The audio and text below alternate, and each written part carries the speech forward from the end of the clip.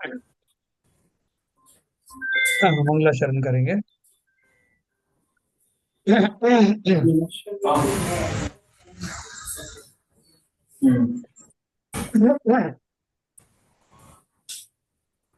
ओम नमः सिद्धेभ्य जय श्री ओम नमः सिद्धेभ्य जय श्री ओम नमः सिद्धेभ्य।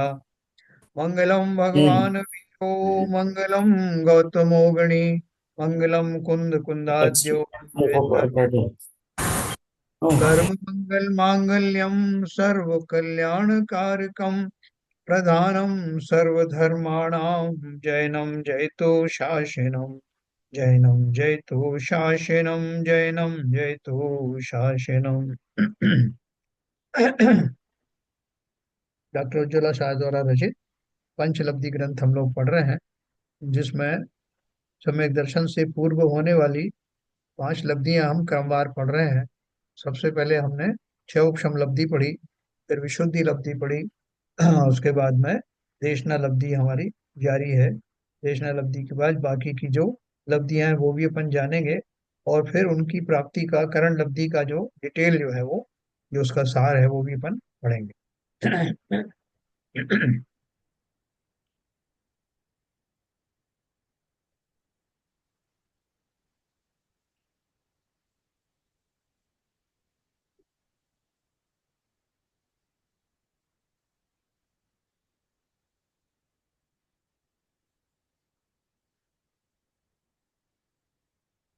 तो ये देशना लब्धि अपन पढ़ेंगे। गत पत्र से हमने देशना लब्धि संबंधी चर्चा प्रारंभ की थी। व्रतमोपशम सम्यक्त होने से पहले देशना लब्धि होती ही है, वह आवश्यक है। दूसरा नियम यह है कि देशना ज्ञानी जीवों से ही प्राप्त होनी चाहिए, या इस तरह कहो कि ज्ञानी के उपदेश को ही देशना कहते हैं। ये बात देखो, बहुत अच्छे से समझना कि इसमें ज्ञानी का इन्वॉल्वमेंट कब हुआ। इसमें यह भी हो सकता है कि ज्ञानी का इन्वॉल्वमेंट आपके पूर्व भाव में हुआ हो, और अभी आपको खाली उसका जो कहीं रिवीजन मिल रहा हो। और ये भी हो सकता है कि वो उसका जो अभी निमित्त अभी मिला हो, इसी भाव में मिला हो या आगे पीछे मिला हो, और उसको भी किसी और विद्वत जन के द्वारा उसमें रिपीटेशन हो रहा हो, लेकिन मूल काम जो है वो ज्ञानी के उपदेश के माध्यम से होने वाले तत्व श्रद्धान, उनके द्वारा कराया गया जो तत्व श्रद्धान है, वही कार्यकारी होता है। क्योंकि वो ज्ञानी किसका अर्थ है? जिसने वो सम्यक दर्शन प्राप्त कर लिया। अभी जैसे अपन बोलते हैं लोगों को आईएएस की परीक्षा देना है, तो किसी ने कोई एकेडमी खोली आईएएस की कोचिंग के लिए, तो उसमें वो लोग होते हैं जो ऑलरेडी आईएएस हैं। तो हमें श्रद्धा हमारी बढ़ जाती है, और वो उस हिसाब से वो उसकी टिप्स देते हैं। तो लोगों को लगता है कि जो खुद आईएएस हो गया है वो बता रहा है कि आईएएस कैसे बना जाता है, तो वो ज्यादा उसमें लोगों को आस्था होती। ठीक उसी प्रकार से जिनेन्द्र देव जो ज्ञानी कहा है, चतुर्थ स्थानवर्ती कहा, वो लोग हैं जिन्होंने आत्मानुभव किया है, सम्यक दर्शन प्राप्त किया है, और इसी प्रक्रिया से किया है। इसलिए उस प्रक्रिया को उनके समझाने का जो तरीका होगा वो ज्यादा अपीलिंग होगा। तो अभी अपन इस पूरी बात को पढ़ते हैं, बड़ा इंपॉर्टेंट विषय है ये, कि देशना किसकी हो, कैसे हो, और जो बाद में जो उसी देशना का रिपीट करने वाले कौन हो सकते हैं। प्रथमोपसम सम्यक्त होने से पहले देशना लब्धि होती ही है, वह आवश्यक है। दूसरा नियम यह है कि देशना ज्ञानी जीवों से ही प्राप्त होनी चाहिए, या इस तरह कहो कि ज्ञानी के उपदेश को ही देशना कहते हैं। तुमने पूछा कि तत्वार सूत्र में सम्यक दर्शन के दो भेद बताए हैं, निसर्गज और अधिगमज सम्यक दर्शन, है ना। सम्यक जी दर्शन के बहुत सारे भेद लोगों ने बना दिए हैं, लेकिन वो भेद जो है किसी अपेक्षा से हैं। वास्तव में सम्यक एक दर्शन यानी दृष्टि की सच्चापना, सम्यक श्रद्धा होना, वो एक ही प्रकार की है। लेकिन उसमें जो अलग अलग निमित्त आते हैं, किस निमित्त पूर्वक वो दृष्टि आई है, उनका उपचार करके सम्यक में लगता है कि बहुत सारे भेद कर दिए गए। तो वो भेद खाली निमित्तों की अपेक्षा है, कि किस निमित्त से। जैसे 8-10 प्रकार का सम्यक दर्शन में कहीं बताया जाता है, उसमें वेदना सम्यक्त है, उसमें रिद्धि सम्यक्त है, ये आज्ञा सम्यक्त है। उन सब में क्या है कि निमित्त कौन सा मिला, सम्यक प्राप्त करने में उस अपेक्षा से उसके भेद कर दिए जाते हैं। लेकिन जो बेसिकली जो सम्यक्त है, जो सम्यक्त नाम का जो स्थिति बनती है, जो श्रद्धा सम्यक होती है, वो तो एक ही प्रकार से हो। प्रोसेस एक ही है। नहीं, प्रोसेस प्रोसेस एक ही, बिल्कुल प्रोसेस भी एक है और उसकी उपलब्धि भी एक ही है। ये आपकी उपलब्धि तो होती है, प्रोसेस प्रोसेस हर हर घटना में प्रोसेस तो एक ही रहेगा। प्रोसेस एक ही रहेगा, बिल्कुल एक ही रहेगा। अभी जहाँ पर इन्होंने दो दो जो समय दर्शन बताए, ये अलग भेद बताया, वो किस अपेक्षा से ये अपन जाने। तत्वाद सूत्र में सम्यक दर्शन के दो भेद बताए हैं, निसर्गज और अधिगमज सम्यक दर्शन। दूसरे के उपदेश से जो प्राप्त होता है उसे अधिगमज कहा है ना, आप समझना इस बात को। दूसरे के उपदेश से जो प्राप्त होता है उसे अधिगमज कहा है, और किसी के उपदेश बिना ही जो प्राप्त हो वह निसर्गज कहलाता। इसलिए देशना लब्धि की आवश्यकता सबको नहीं होती होगी, ये क्वेश्चन है।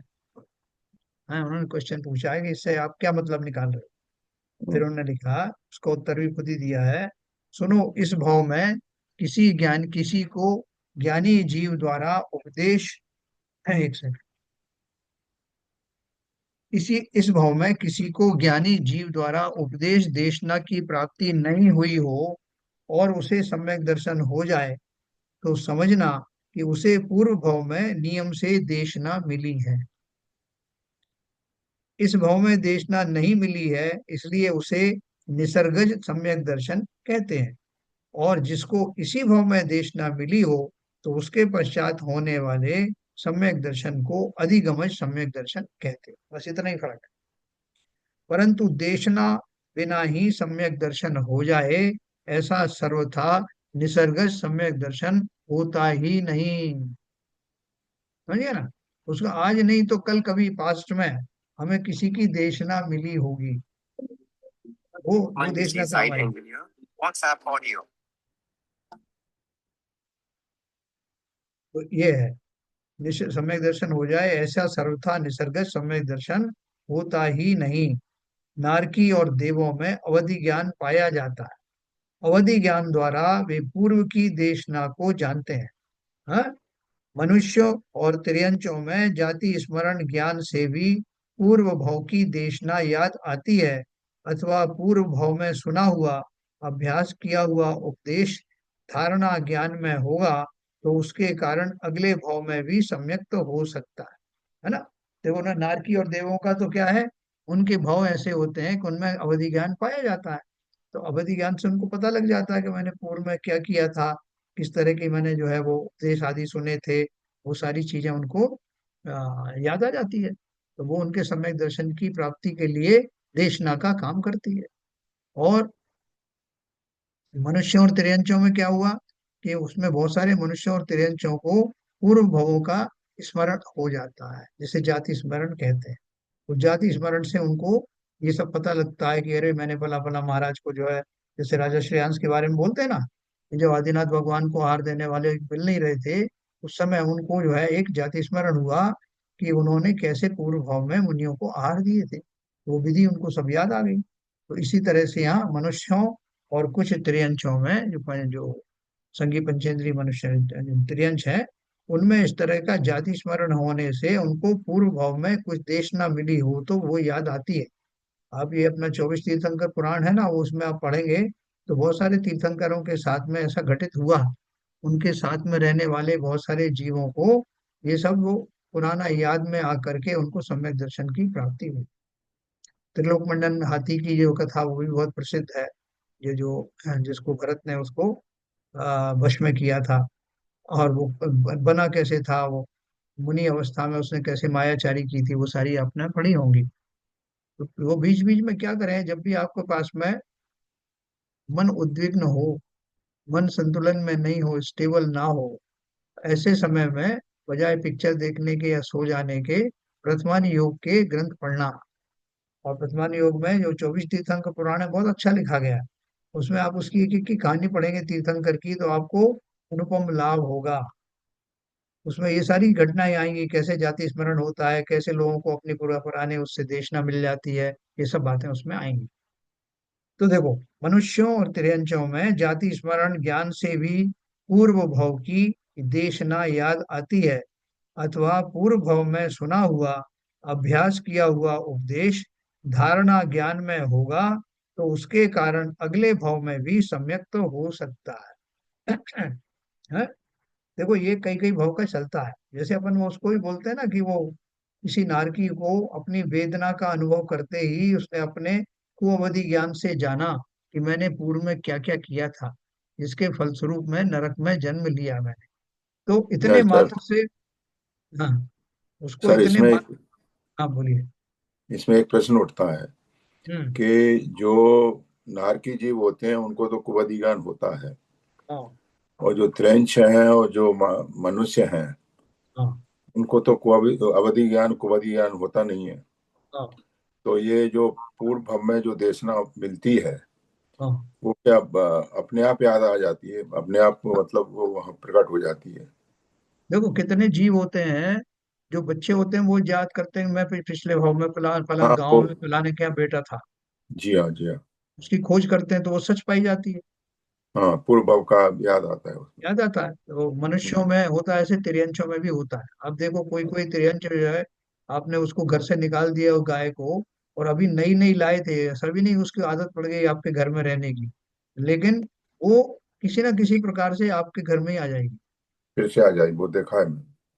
तो ये होता सारी है। चीजें, एक मैंने उदाहरण दिया राजा श्रेणिक का, कि जब आदिनाथ भगवान को आहार नहीं हो रहा था, कोई आहार देने की विधि नहीं जानता था, तब राजा श्रेणिक को जो है वो, राजा श्रेणिक नहीं, क्या नाम था उनका, श्रेणिक राजा जो उसका, कौन से थे, श्रेयांश राजा, श्रेयांश। श्रेयांश जी को, हाँ श्रेयांश जी को वो पूरी विधि याद आई कि उन्होंने पूर्व भव में कैसे मुनिराज को आहार दिए थे। वो विधि उनको याद आते ही उनका पड़गान उनका सार्थक हो गया, और आदिनाथ भगवान का आहार हो गया। तो ये सब उसी का नमूना है कि मनुष्य और तिर्यंचों में जाति स्मरण ज्ञान से भी पूर्व भव की देशना याद आती है, अथवा पूर्व भव में सुना हुआ, अभ्यास किया हुआ उपदेश धारणा ज्ञान में होगा, तो उसके कारण अगले भव में भी सम्यक हो सकता। देखो, जो अपन चर्चा करते हैं ना यहाँ, कि भैया पहली बात तो ये कि कोशिश हमारी यही रहना चाहिए कि इसी पर्याय में हमको सम्यक दर्शन हो जाए। और अगर किसी कारण से नहीं भी हो पाया, तो ये जो हमारा जो धारणा बनेगी, वो धारणा ही अगले भाव में संस्कार के रूप में पुनर्जीवित होगी, तब सम्यक दर्शन हो जाए। बाहर खाली नहीं जाने वाला। यही उन्होंने लिखा है, देखो, पूर्व भाव में सुना हुआ, अभ्यास किया हुआ उपदेश धारणा ज्ञान में होगा, तो उसके कारण अगले भाव में भी सम्यक तो हो सकता है। इतनी फैसिलिटी है नेचर में, सारी फैसिलिटी आपका पॉजिटिव करने की ही है। इवन जो आपके ऊपर उपसर्ग आदि होते हैं, जो नेगेटिविटी आती है, जो प्रतिकूलताएं आती हैं, वो भी आपको अनुकूलता में ले जाने के लिए ही होती। कितने जीव होते हैं, जैसे किसी को छोटी छोटी चीजें तो बहुतों को ही, कि किसी का बाल सफेद दिख गया तो उनको वैराग्य हो गया, किसी ने जो है बिजली गिरते हुए, बिजली का नष्ट होते हुए देखा तो उनको वैराग्य हो गया, किसी को बादल जो है करे छिन्न भिन्न होते दिखे तो वैराग्य हो गया। ये तो अलग बात है। किसी को अपने रोग आदि हुए शरीर में, किसी ने देखा कि ये संसार में दुख ही दुख है, तो वो जो उनका वहां रहने वाला जो सीन है, वो सीन ही उनके लिए वैराग्य का कारण बन गया। तो इसलिए संसार में जो भी होता है वो अच्छे के लिए ही होता है। कितने से ऐसे जीव है, अभी उनको बताया सुकमाल की मुनि को, उनके मामा ने वहां दूर से बताया उनको कि भैया तुम्हारी 3 दिन की आयु शेष रही है। और जो महीनों जैसे उसमें पल रहे थे, जो उनके सारी सुख सुविधाएं थी, इतने अत्यंत सुंदर जो है वो राजकन्याओं से जिनकी शादी कर दी थी, और वो इतने सुकमाल थे कि वो जमीन जब सोते थे गद्दे पर, तो एक अगर दाना चावल का भी नीचे आ गया तो नींद नहीं आती थी। जो दीपक की ज्योति को से उनके आंखों में आंसू आ जाते थे, क्योंकि मणियों की ज्योति में रहते थे। ऐसे ही सुकमाल को जैसे ही मालूम पड़ा, और उनको अवधि ज्ञान से मुनिराज को जान लिया मुनिराज ने कि इसकी 3 दिन की आयु रह गई, तो वो जो है उन्होंने उसको बताया, और अचानक से उनको वो सारी चीजें याद आ गई। वो तत्काल की देशना तो अलग बात है, लेकिन पूर्व की याद आ जाती है। वो जीव सारे सुख सुविधाओं को छोड़ करके नंगे पैर जंगल की ओर निकल पड़ा। पैरों में से खून की धार निकल गई, लेकिन उस जीव ने उसी पर्याय में सिद्धत्व प्राप्त किया। ऐसा होना चाहिए। तो इसलिए बोल रहे हैं अब सिद्ध सिद्ध हुए या सिद्ध अभी बनने वाले हैं, मुझे पता नहीं, ठीक से याद नहीं है, ये तो स्वर्ग है। अभ्यास किया हुआ उपदेश धारणा ज्ञान में होगा, तो उसके कारण अगले भाव में भी सम्यक हो सकता है। अगले भाव में उसके शब्द याद ना भी हों तो भी तत्वों का भाव ख्याल में आता है, और अंतर्मुख विचारों में तत्वों का भाव भाषण होने लगता है। उसमें देखो, ये चीज बहुत इंपॉर्टेंट समझना।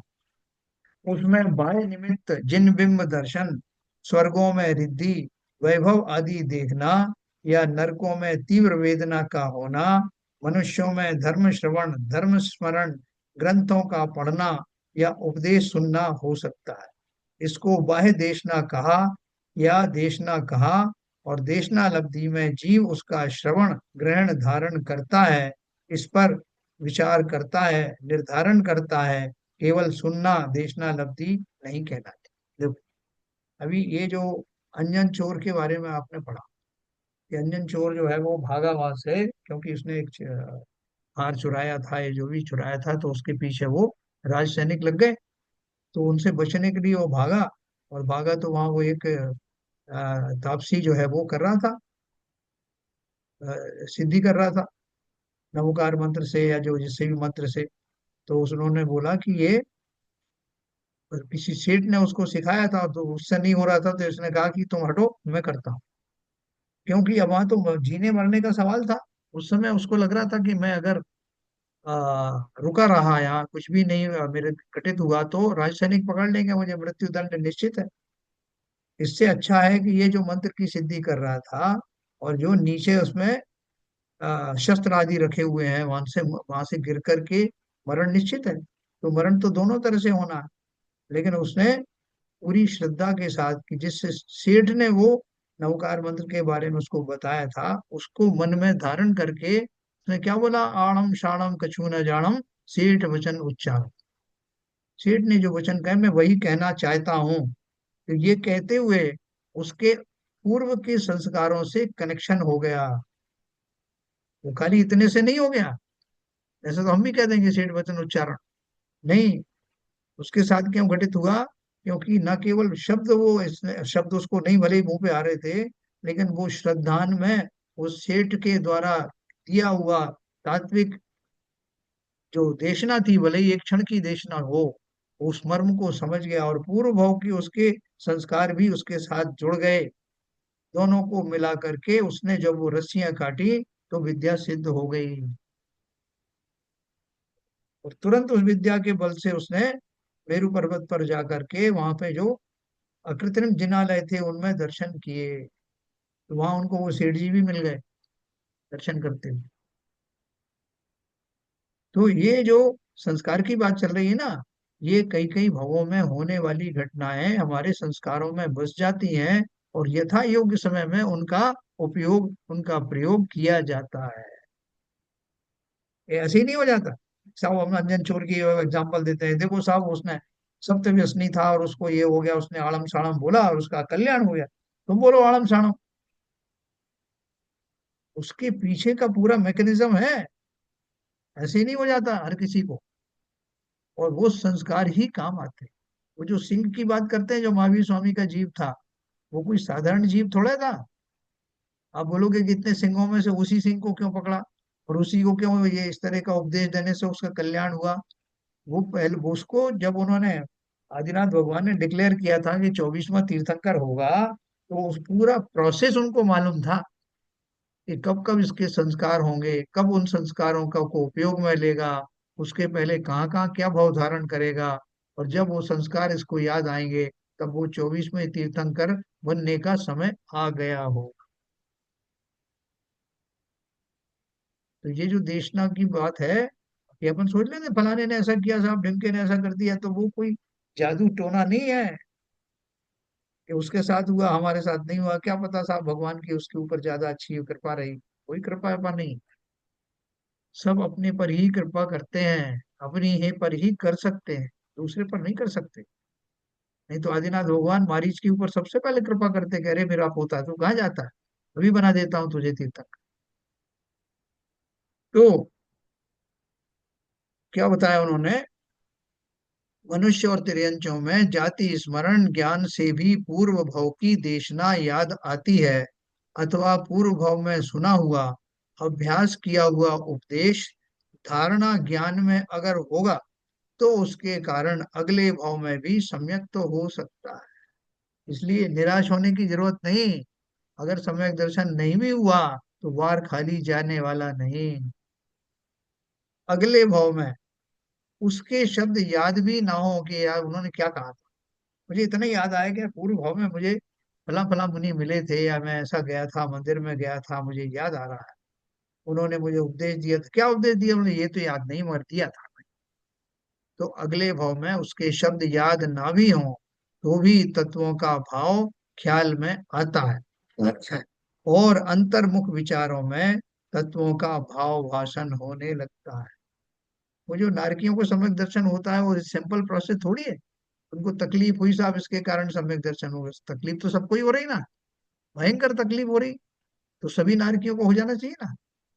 उनमें से कुछ विशेष दो पांच गिनती के जिनको सम्यक दर्शन होता है, कुछ विशेष बात तो रही होगी ना। तो विशेष बात क्या है? तो विशेष बात यही है कि पूर्व में कभी उसने संस्कार बनाए हुए थे, नहीं तो तीर्थंकर जो अभी नरकों में है, जो तीर्थंकर बनने वाले हैं, उनमें विशेषता कहाँ से आई? नरकों में तो उन्होंने कोई जो विशेष पुरुषार्थ किया नहीं। वहां तो सम्यक दर्शन उनका जहाँ छूट जाता है वो फिर से जागृत हो जाता है। लेकिन वो जागृत क्यों हुआ, सबका क्यों नहीं हुआ? तीर्थंकर बनने वाले जीव है तो कुछ ना कुछ तो पहले का साध्य रहा होगा। इसलिए साधना में कमी मत करना, इस भव को ऐसे खाली मत जाने देना। अवश्य वो संस्कार साथ लेके जाना। किसी कारण से इस भव में रह भी जाए तो अगले भव में अवश्य ही सम्यकधारी हो। तो ये बोल रहे हैं अगले भव में उसके शब्द याद ना भी हो तो भी तत्वों का भाव ख्याल में आता है, और अंतर्मुख विचारों में तत्वों का भाव भाषण होने लगता है उसमें। अब देखो, जो एक तो हो गया कि पूर्व जन्म का ये जाति स्मरण आदि के भावों का आना, और वो उनको याद कैसे आता है? धारणा में मेरे वो भाव है, लेकिन एक ट्रिगरिंग पॉइंट चाहिए।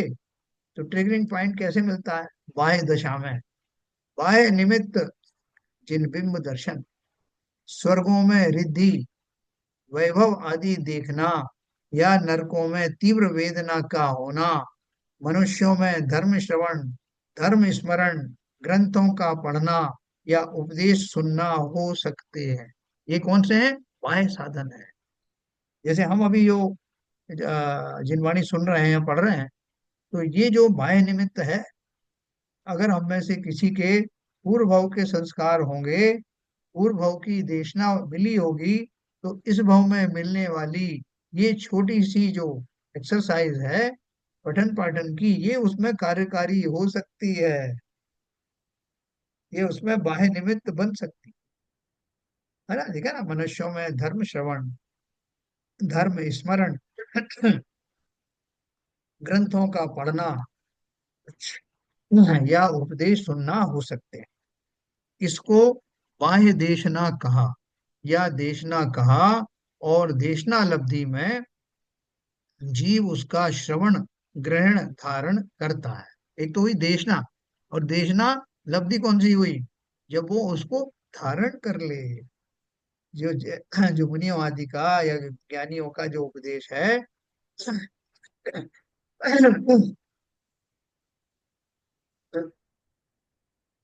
वो उस उपदेश को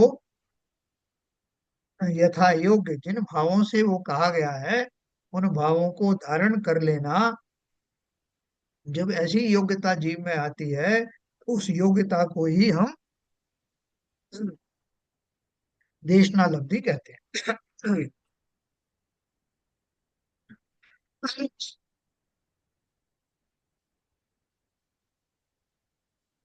उस पर विचार करता है, निर्धारण करता है।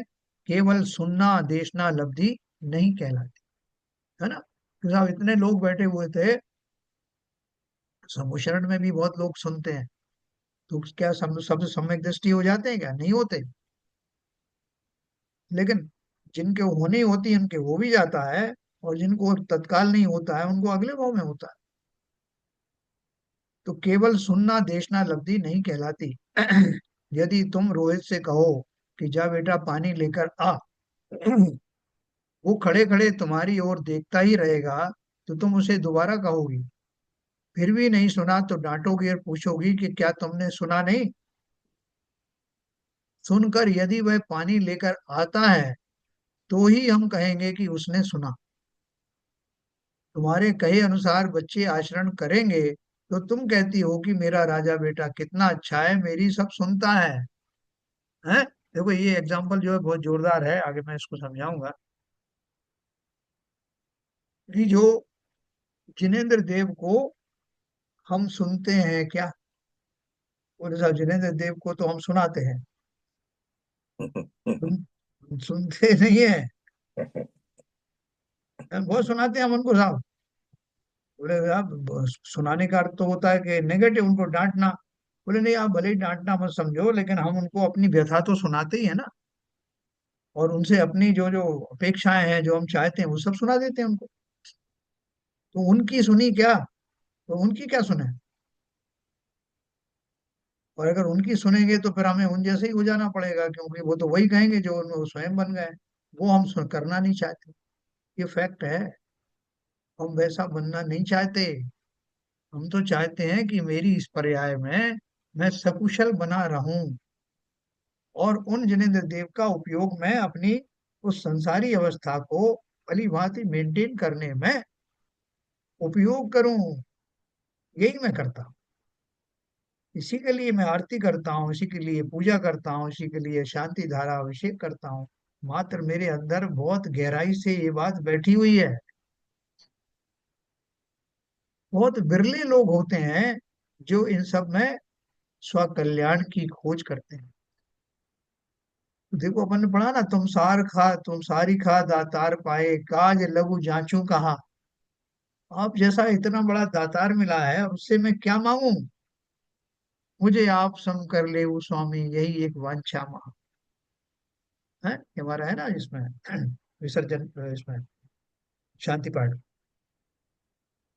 तो जिनेंद्र देव से जब किसी ने मांगना ही है तो वो मांगो ना, जो वो स्वयं बन गए हैं। वो नहीं मान करके ये सब मांगते हैं, और हम उनकी सुनते नहीं, अपनी सुनाते। यहाँ क्या बोला?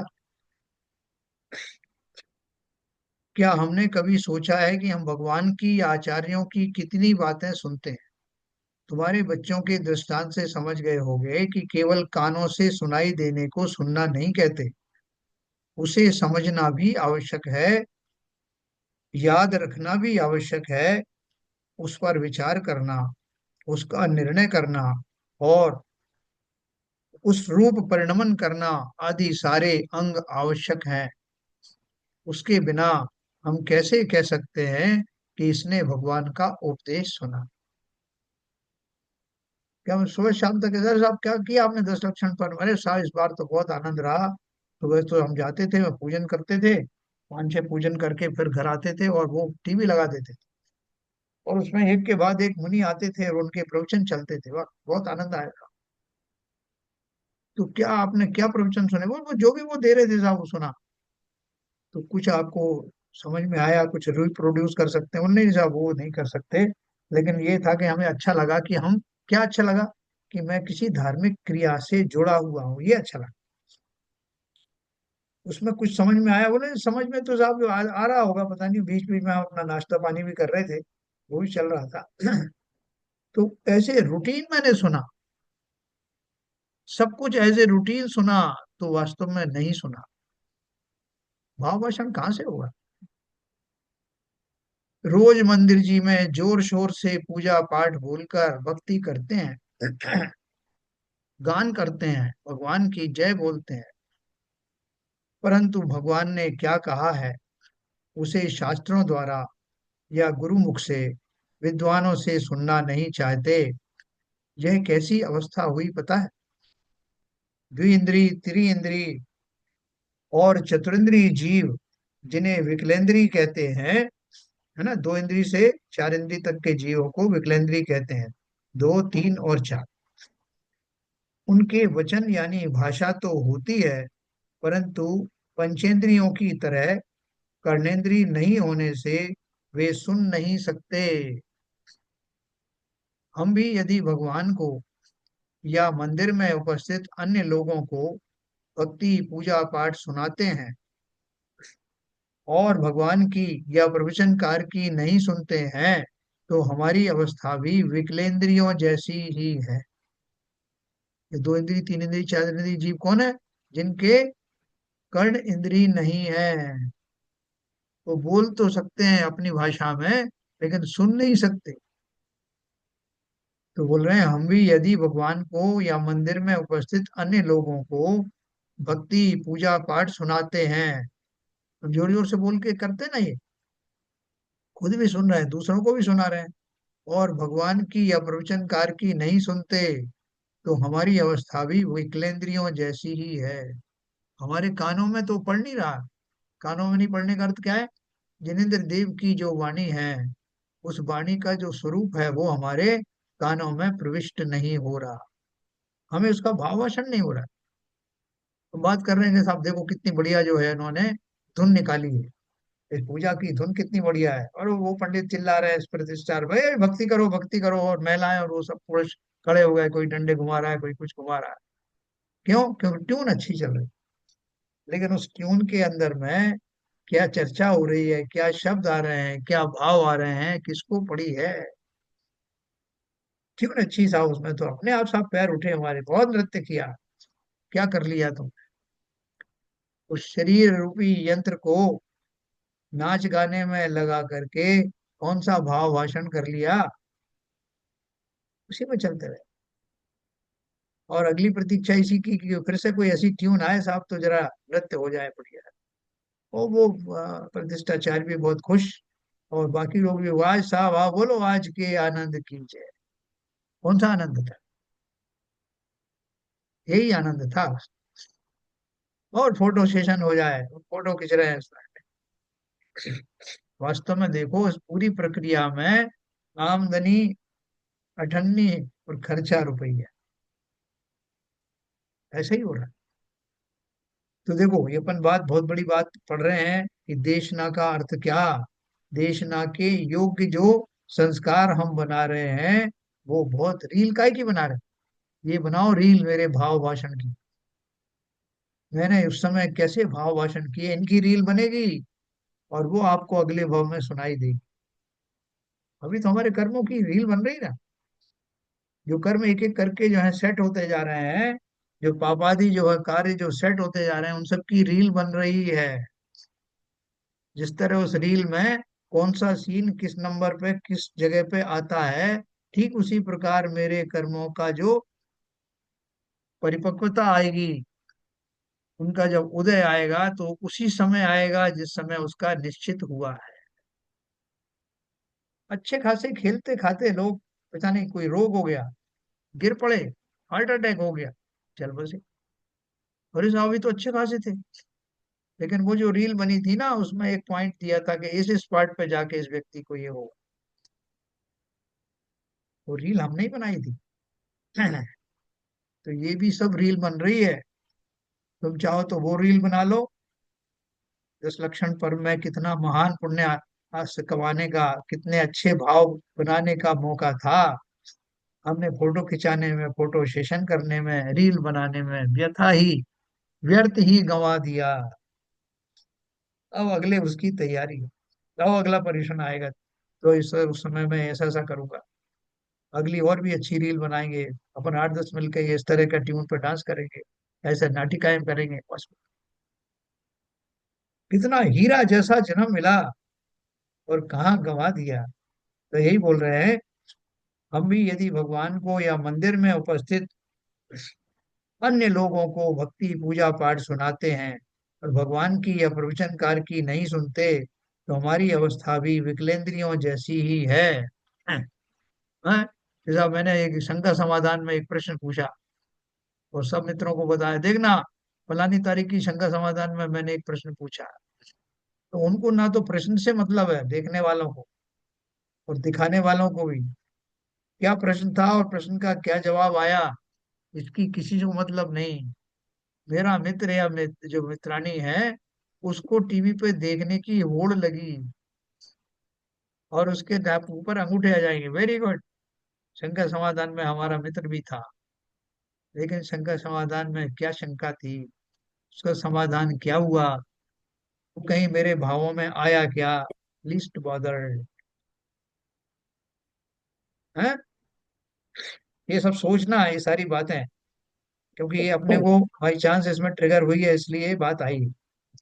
देखो, देशना में तो निमित्त रूप से सच्चे देव गुरु शास्त्र आदि होते हैं, परंतु देशना तभी कहलाएगी जब कोई जीव देशना का श्रवण करेगा, उसका ग्रहण करेगा अर्थात समझेगा, उसे याद रखेगा अर्थात धारणा में लेगा।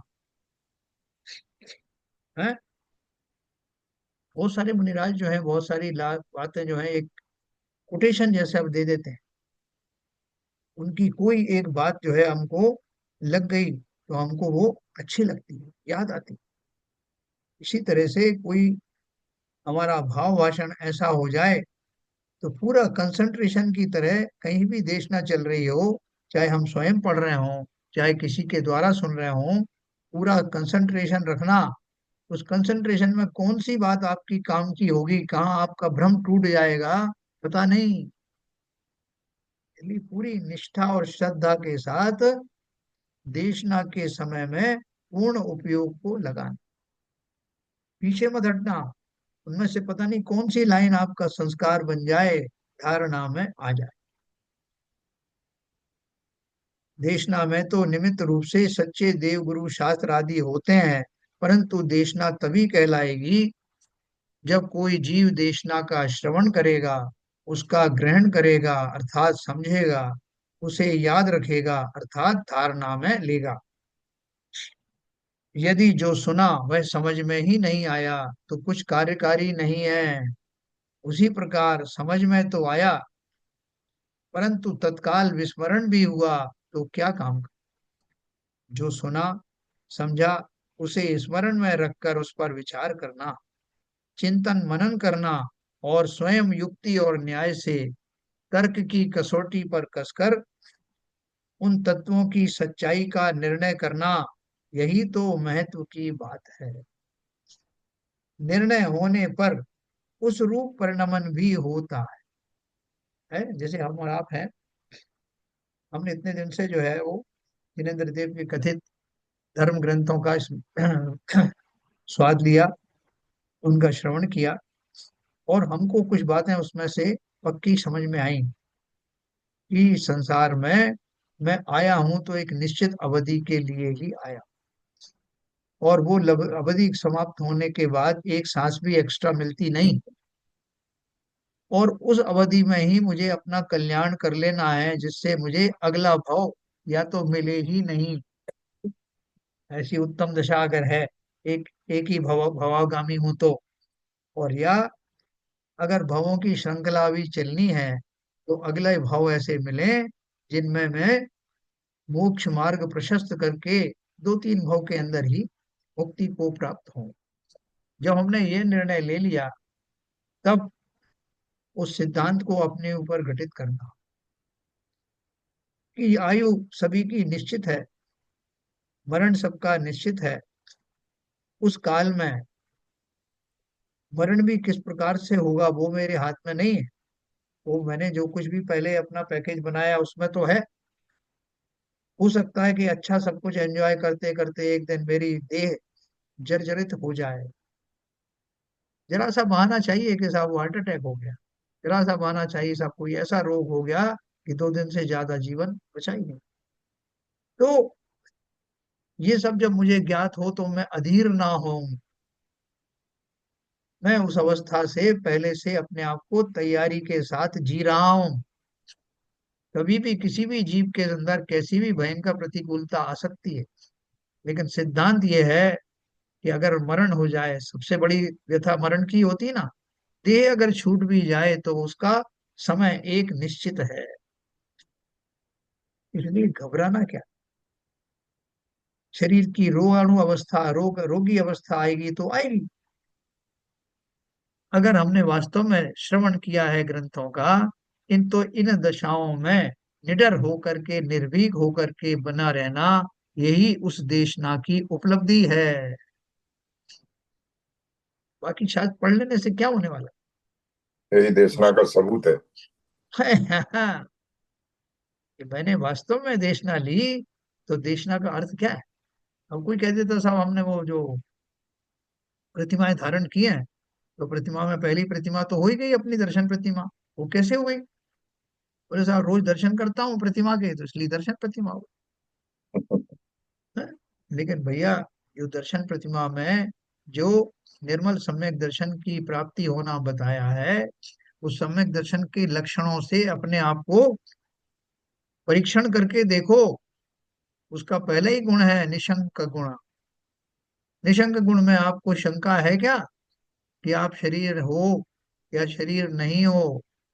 हाँ, तो अभी भी वही बसा हुआ है कि मैं शरीर ही हूँ।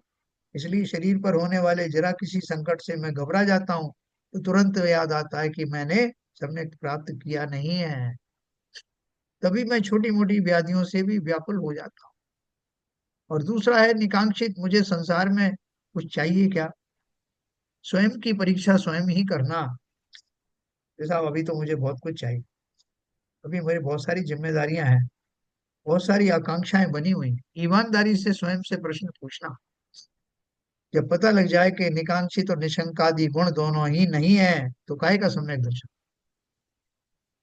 कैसे अपने आप को झूठे आश्वासन दे रहे हो, है ना?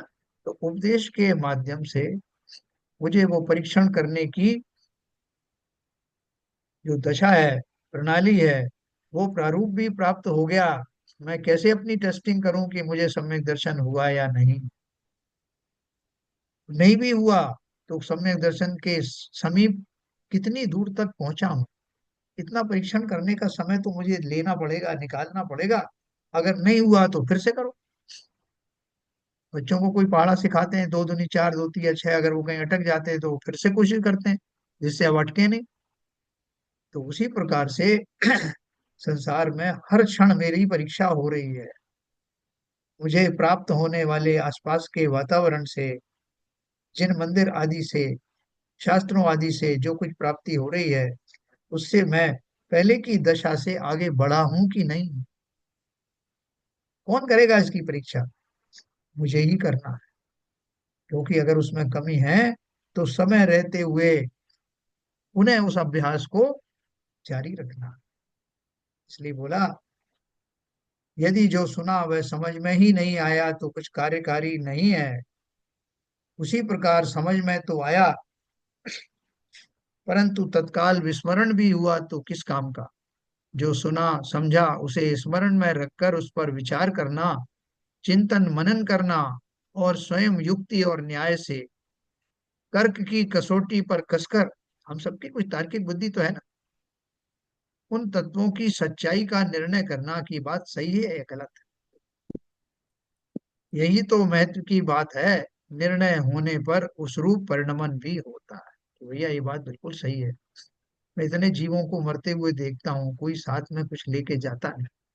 इतनी हाय हाय जीवन भर में उन्होंने की, कितना धन, कितना इधर से उधर किया, ये प्रॉपर्टी वो प्रॉपर्टी, इसको खींच कर उसको करना, कहीं मुकदमेबाजी कर रहे हैं, क्या लेके गए।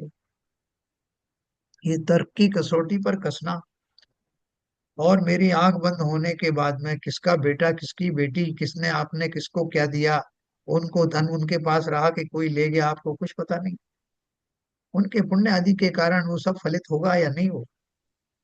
लेकिन मैंने अपना जीवन भर सारा उसी में अपनी आसक्ति बनाए रखी। कितने बेटे बेटी मैं छोड़ करके आया, कितने भव मैंने धारण किए, और मृत्यु के समय सब छूट गया। आंख बंद होते ही सब कुछ समाप्त।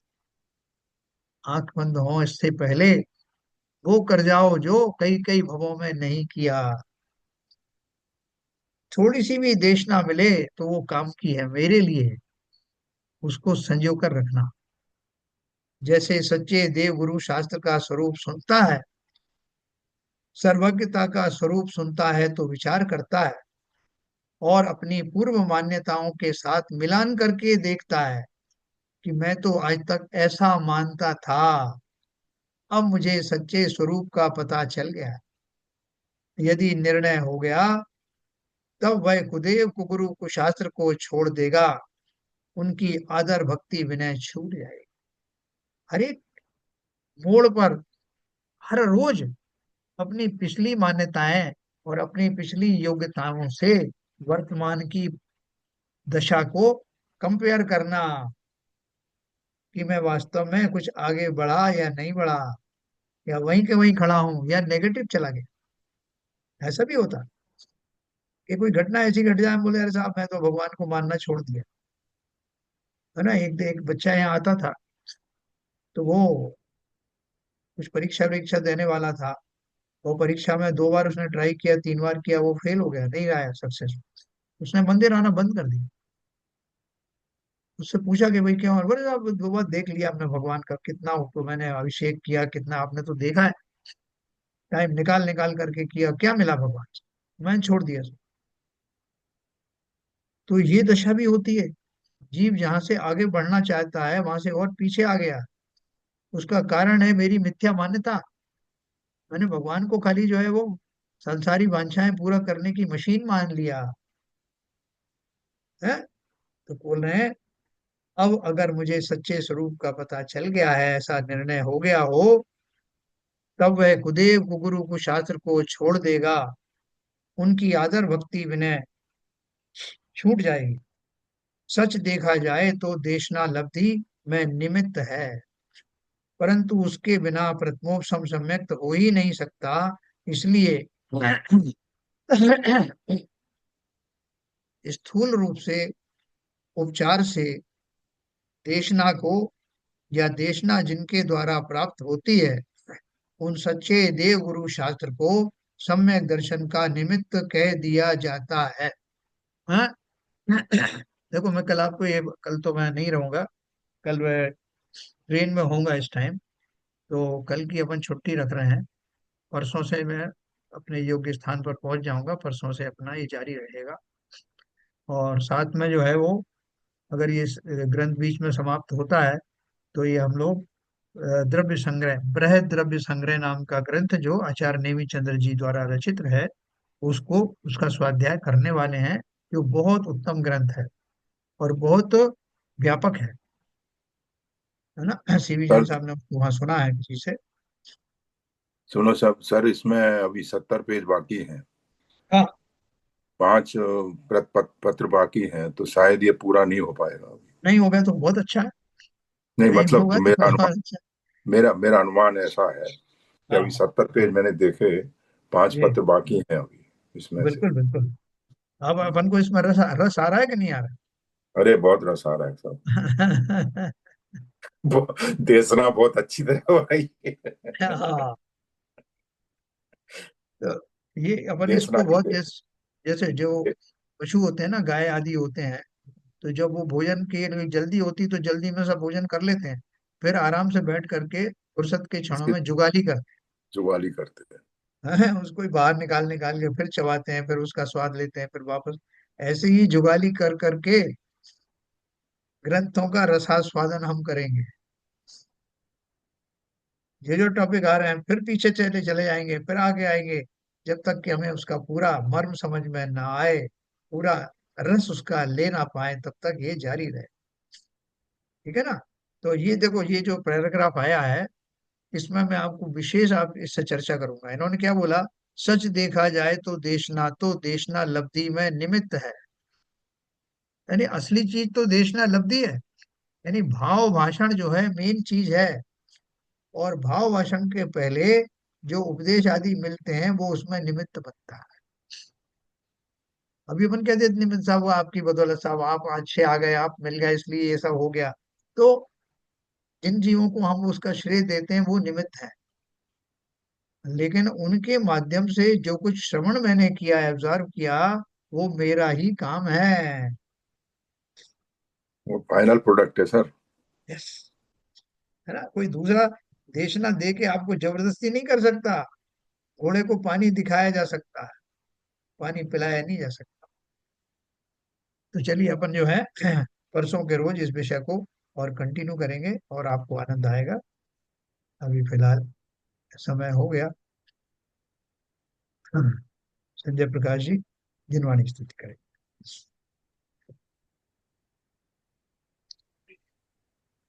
माता तू दया करके करीमों से छुड़ा देना, इतनी सी विनय तुमसे चरणों में जगा देना।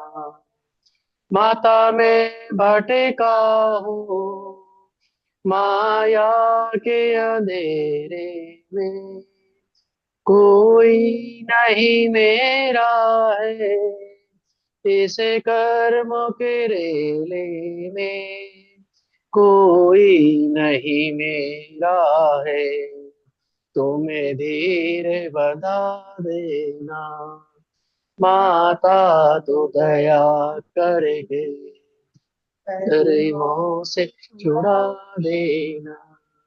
जीवन के चौराहे पर मैं सोच रहा कब से, जाऊं तो किधर जाऊं यह पूछ रहा मन से, पते भूल गया हूँ मैं तुम्हें राह दिखा देना। माता तू दया करके करीमों से छुड़ा देना। लाखों को उबारा है मुझको भी उबारो तुम, मझधार में नैया है उसको भी तिरा दो तुम, मझधार में अटका हूँ उसे पार लगा देना। माता तू दया करके करीमों से छुड़ा देना, इतनी सी विनय तुमसे चरणों में जगा दे। जिनवाणी माता की जय। तारू सर। जय।